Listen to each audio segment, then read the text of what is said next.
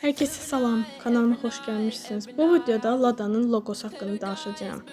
Lada Rusiyanın məşhur avtomobil markasıdır və onun logosu sadə görünsə də, arxasında maraqlı və məna və tarix dayanır. Logonun əsas simvolu nədir? Lada logosunun mərkəzində stilizə olunmuş qayıq gəmi şəkli var. Bu təsadüfi deyil.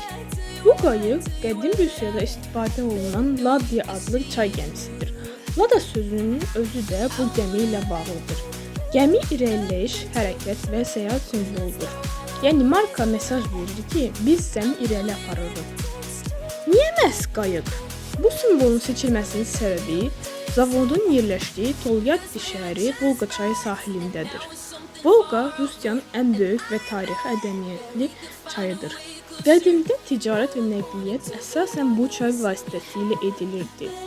Bir maraqlı faktı daha deyim. Lada logosundakı qayıq bəzən uzaqdan baxanda V hərfinə bənzəyir. Bu da victory, yəni qələbə mənasına gəlir. Bura qədər izlədiyiniz üçün təşəkkür edirəm. Kanalıma abunə olmağı unutmayın. Hələlik.